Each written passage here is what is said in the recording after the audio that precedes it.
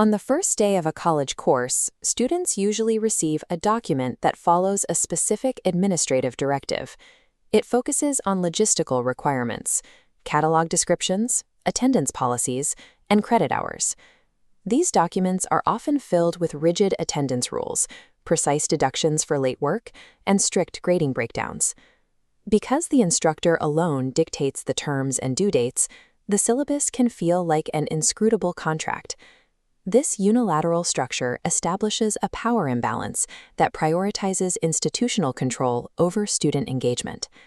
Following the death of George Floyd and the subsequent Black Lives Matter protests, higher education institutions sought to strengthen their commitment to equity.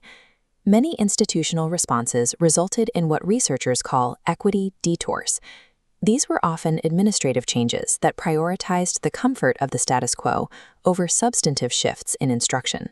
A document designed primarily for administrative compliance often fails to support marginalized students unless the underlying power dynamics are addressed. To study a different model, one instructor revised a constitutional law syllabus to function as a culturally sustaining practice. The impact of this revision was evaluated through digital, critical, participatory action research. Using social annotation software called Hypothesis, students were able to highlight and comment directly on the syllabus text throughout the start of the semester. This process allows for the co-construction of knowledge. Instead of silently reading a list of rules, students engage in a dialogue that decenters the instructor as the sole authority.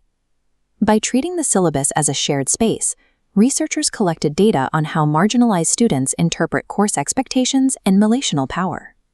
The revision was guided by the Center for Urban Education's syllabus tool. This framework is built on 3 principles: fairness as demystifying the college experience, care in creating partnerships, and transformation through deconstruction. The instructor operationalized these goals by adding an explicit equity statement to the document. This statement identified how legal justifications have historically been used to abuse power, specifically against Black and Indigenous populations. The instructor also acknowledged his own positionality, detailing how he has benefited from the institutional biases of a system designed around white Anglo-Saxon norms. Explicitly naming systemic injustice and personal bias disrupts the traditional, unquestionable authority typically associated with the syllabus. Faculty members often express frustration with the belief that students do not read the syllabus or follow directions. Researchers used the Knowledge in Pieces framework to map exactly where and how students interacted with the document. This data shows the frequency of student annotations across the different sections of the revised syllabus. The highest engagement occurred in the course schedule and policy sections. Qualitative analysis suggests marginalized students scrutinize these sections to verify if the instructor's actions would align with the inclusive values stated earlier in the document. Sections regarding technical requirements and learning outcomes received almost no annotations. The data suggests that when directions are clear, students prioritize their engagement toward understanding the classroom climate and their potential for success. Beyond tracking location, the self-generated codes students use to mark their comments reveal their reactions to the new structure. While standard questions appeared, emotional codes like love and surprise were significantly more frequent. Annotations coded as surprise frequently appeared next to the course policies. Students expressed disbelief at the flexible ding dates and the lack of late penalties, noting that most of their other online courses used restrictive time portals for assignments. The code for love was used 39 times, the highest frequency in the study. These comments were often linked to the equity statement. Students responded to the instructor's admission of bias and the validation of their own experiences with systemic injustice. Student anger, marked with the A code, was not directed at the course, but at the persistent historical inequalities discussed in the syllabus. These findings indicate that moving from a punitive structure to one based on mutual respect encourages deeper investment from marginalized learners. For educators, the final measure of any pedagogical shift is its impact on student performance. This chart compares students' final grades in the course against their incoming cumulative GPAs. In the 2.0 to 3.0 GPA range, 8 out of 9 students earned a grade equal to or better than their historical average.